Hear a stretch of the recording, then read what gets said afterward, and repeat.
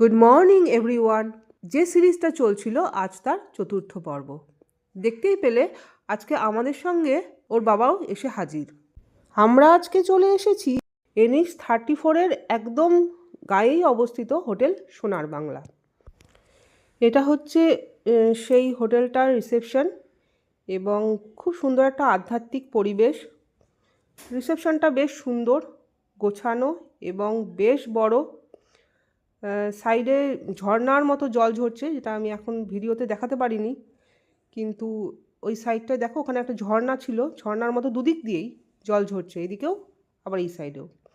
এটা রিসেপশনে এন্ট্রি চলছে, আর এটা হচ্ছে বাইরে, হোটেলের বাইরেটা, জাস্ট এন্ট্রি পয়েন্টটা।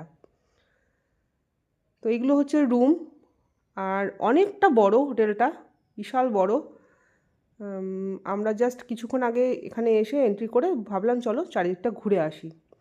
তো আমি দুটো ছেলেকে নিয়ে, ওর বাবা এন্ট্রি করতে করতে আমি দুটো ছেলেকে নিয়ে হোটেলটা একটু এদিক ওদিক ঘুরে দেখছিলাম। দেখো এখানে একটা লন আছে, লনে এরকম বসার জায়গা বা এখানে খেলতেও পারে সবাই। হোটেলটাতে এরকম বড় বড় 3টে লন আছে। ছেলেগুলো তো খুব মজা করছিল, আনন্দ করছিল। আর এদিকে একটা এত সুন্দর ঝিল, একটা বিশাল বড় ঝিল বাইরেটায়, খুব শান্ত পরিবেশ, আর প্রচুর রকমের পাখি এসে বসেছিল। শীতকাল তো, ঝিলে প্রচুর রকমের পাখি এসে বসেছিল। এরকমভাবে স্ট্যাচু আছে, দেখো ঝিলটা দেখাচ্ছিলাম, ঝিলটা এত সুন্দর। আর কত রকমের পাখি, সামনে দেখা একটা নৌকাও আছে। দেখো, মানে চোখে দেখা আর ভিডিওতে দেখার তো পার্থক্য অবশ্যই আছে। তো আমরাও দাঁড়িয়ে দাঁড়িয়ে কী করবো, কিছুক্ষণ কিছু ফটো তুলে নিলাম আমরা আমাদের মধ্যে। এদিকে ছেলেগুলো বায়না করছে কতক্ষণে সুইমিং পুলে নেমে ওরা চান করবে। ফটো তোলার মাঝেই ওর বাবা ফোন করে জানালো যে চলে এসো, রিসেপশনের কাজ কমপ্লিট, ওরা আমাদেরকে এখান থেকে গাড়ি করে রুমে পৌঁছে দিয়ে আসবে। তো আমরা ফটো তুলে চলে এলাম। দেখো সামনে যে গাড়িটা দাঁড়িয়ে আছে, রিসেপশন থেকে বেরিয়ে এই গাড়িটা করে আমাদের এখন ওরা রুমে পৌঁছে দিয়ে আসবে। আমরা উঠে পড়লাম গাড়িতে।